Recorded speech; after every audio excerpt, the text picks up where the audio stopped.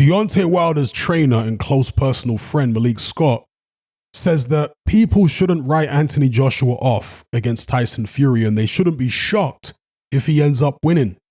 To quote Malik Scott directly, he said, "It's a great time for AJ to take the Fury fight.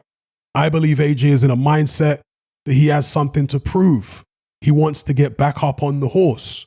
He wants to go again. Tyson and him have always wanted to fight each other. The big question, is it really going to happen? I mean, nowadays, we're just in the place where there is so much business and people are so selfish and everyone wants to be greedy. But what I like the most and what you have to give AJ credit for is he said, whatever that deal they're offering, you have to respect that, absolutely. He said, whatever deal they offer me, I'll take. He believes he can beat Tyson Fury. I believe AJ believes he can beat Tyson Fury. It's a tough job for AJ, but in my opinion, he has a pedigree, he has a gold medal, he has ability. AJ can punch, he's a strong kid, he's big. It can almost come across when you think about all those attributes like, hold up, this is Anthony Joshua. Let's back up. How could he not win? I think personally the people who are giving him no shot at all are crazy. I think people who are giving AJ no shot at all, that's blasphemous. I do not agree with that at all. Fury has been on fire. He's been smoking everybody. Yeah, but he's also been more vulnerable than he's ever been. Fury also gives you an opportunity to hit him more than he ever did too. And in the heavyweight division, I just can't have full confidence in someone that gives you an opportunity to hit them. I just can't do that. He said it himself. He's very vulnerable. He's very vulnerable as a fighter, but that's what makes him exciting as well. So those are the words of Malik Scott, Deontay Wilder's trainer and personal friend. Now, there was somebody in my Element group. I think it was Reese. I'm sure I'm going to be corrected in the Element group if I'm attributing this to somebody else. But he's of the mindset, similar to Malik Scott, that this is actually a great time for AJ to take the fight. Because in the opinion of Reese, AJ believes he can beat Fury based on that sparring session they had many, many years ago. And for those of you who don't know, when Tyson Fury was British champion as a professional, Anthony Joshua was still just an amateur. In fact, he hadn't got anywhere near international level as an amateur. He was just ABA champion. I'm not sure if it was regional or national, whether it was the London ABAs or the nationals, but either way, he was just an ABA champion at the time. And they sparred. And in Tyson Fury's own words, these are not my words. I'm sure you can still find the interview that Fury did with Steve Bunce where he said this online. But in Tyson Fury's own words, AJ beat him up in sparring. That is what Tyson Fury said. Fury was actually singing AJ's praises, saying he was very, very, very good and how impressed he was with AJ and so on. And again, the guy in my Element group, Reese, is of the mindset that AJ has tremendous confidence because of that experience. And perhaps he feels that stylistically, he's all wrong for Tyson Fury even now. Now, I'm not going to dismiss that possibility because at the end of the day, I'm not in Anthony Joshua's camp. I don't know him personally. I don't see him day to day. I can't assess his mental state as well as people who are close to him can, especially if they are astute when it comes to things like human psychology. So, for example, and I know he would say this, right, because he's trained by the same guy, Angel Fernandez. But here you've got Richard Riakporhe. He did an interview on Sky a few days ago. And he was of the same mindset as Malik Scott. He said AJ's extremely hungry. He was back in the gym very shortly after the Usyk rematch. They've had sparring sessions and AJ's been extremely fiery and so on. He's got the bit between his teeth. He feels like his back is against the wall. He's got nothing to lose. He's truly got the mentality of a hungry contender again. And Riakporhe seems, again, to be of the mindset that AJ can cause an upset here against Tyson Fury. So, as I said, I don't dismiss this possibility at all because I've been focusing more on the fact that AJ hasn't yet overcome the demons from the first Andy Ruiz fight, and that, mental issue, the mental scars are being compounded by back-to-back defeats against Alexander Usyk. Although, again, another point Reese made in my Element group is that the Usyk defeats were not knockout defeats. So that can act as a learning experience for two 12-round fights against one of the best boxers in the entire sport. And the fact that he went the distance may help him build some confidence back in terms of his punch resistance, his stamina, and so on. I mean, we saw punch resistance issues in the first fight. We saw stamina issues in both fights, particularly the first. But again, the fact that he went the 12 rounds, maybe that is going to help his confidence somewhat, despite the fact that he lost. So again, I'm open to this possibility. And one thing I've always said about Tyson Fury, similar to Lennox Lewis, is that he's not one of these fighters who's going to be caught out in a fight because he lacks confidence. AJ's more like that. Tyson Fury is the opposite. He's one of these guys who is probably going to get caught out from being overconfident. That's how Lennox Lewis was. His 2 losses came because he was overconfident, because he thought he had a nobody in front of him. And he went in there lackadaisical, thought he could do what he wanted, and he got chinned on both occasions against Oliver McCall. And the first fight with McCall, first fight with Hasim Ratman, he avenged both defeats, of course. So Lewis was one of them kind of guys. Obviously you need a guy to be extremely confident and his ego is there and so on. But there's a thin line. And Lewis crossed that thin line a few times where his ego and his confidence moved over into complacency. And Tyson Fury, I think, is in danger of that at times. And so, although I've said, and other people have said, that Fury probably thinks this is the best time to get AJ because he's most vulnerable now, maybe Fury's misjudging it. Maybe AJ is actually like a wounded animal at this point, and he's actually is most dangerous for a guy like Fury who perhaps thinks that he's vulnerable, if you know what I'm saying. It's like if AJ was absolutely flying and he was full of confidence, knocking everybody out, looking dominant, then Fury's not going to be complacent against a guy like that. Whereas against an AJ who is looking vulnerable and confused mentally and so on, that's where Fury might get complacent. And that's where a fired up AJ with a chip on his shoulder might be able to take advantage of the situation. Again, conventional wisdom, you're thinking, this is the best time for Fury to take him. But that's not factoring in Fury's character and his mindset. If Fury thinks it's going to be easy, it could all backfire. So I definitely take on board what Reese said. I definitely take on board what Richard Riakporhe said. And I definitely take on board especially what Malik Scott said, because Malik Scott knows Anthony Joshua. He trained Dylan White, of course, for the AJ fight many years ago.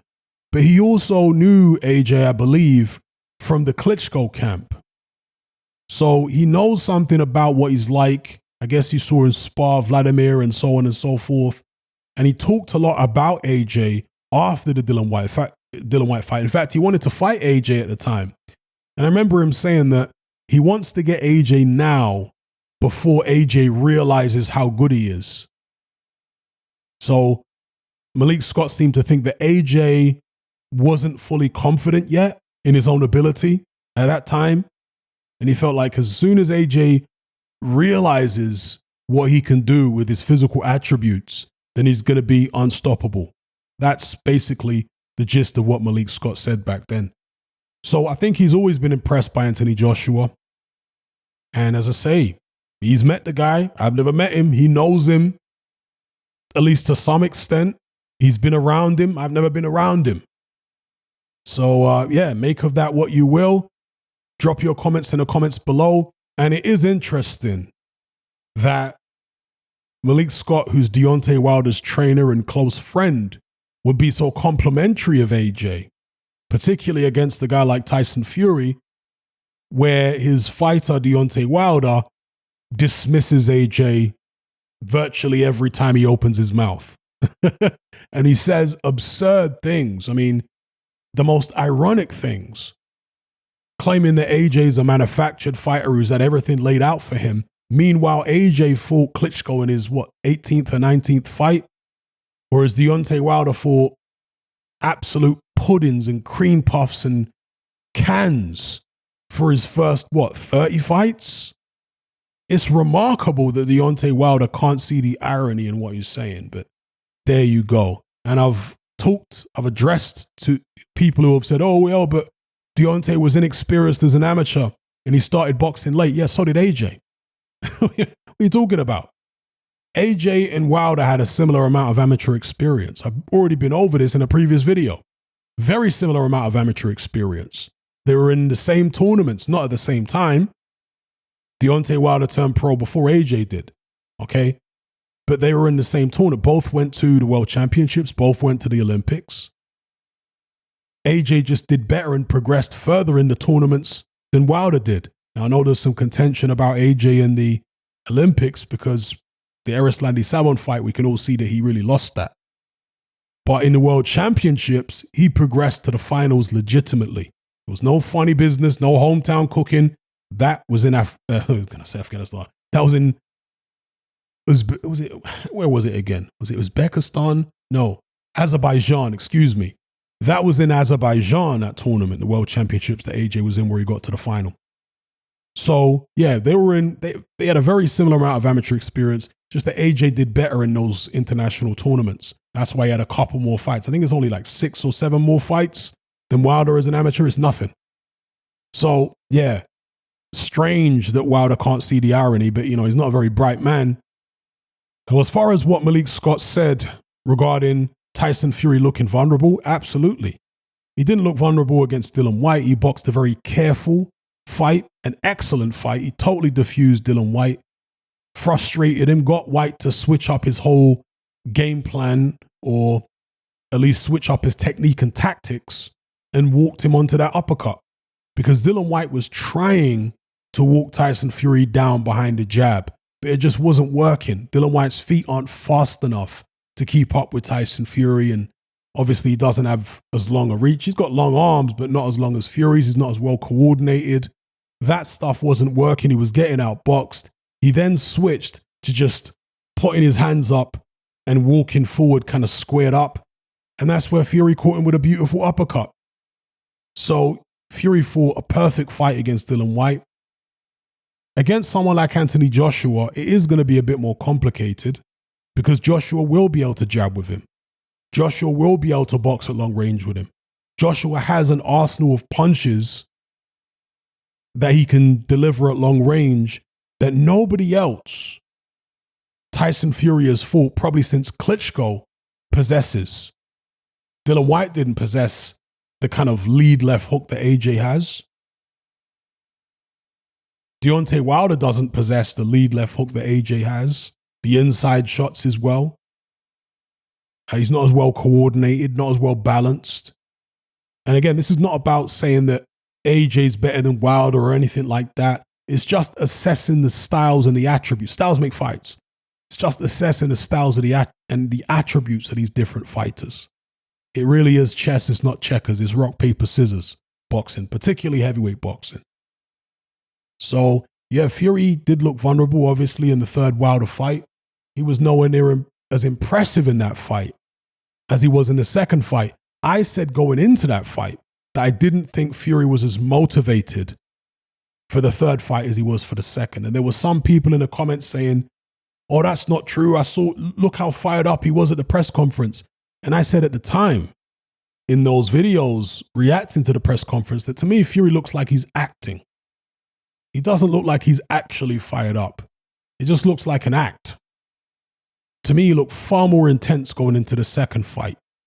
And that was actually confirmed afterwards. So I was vindicated in what I said.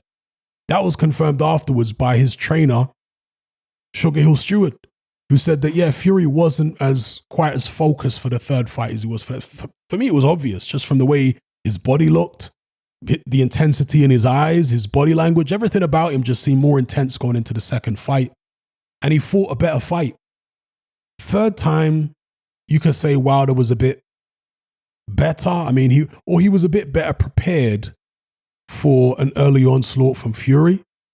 And I guess he felt like offense is the best form of defense. So he came out real aggressive. He put on some muscle, and it helped him for a couple rounds, maybe 2 or 3 rounds against Fury in the third fight.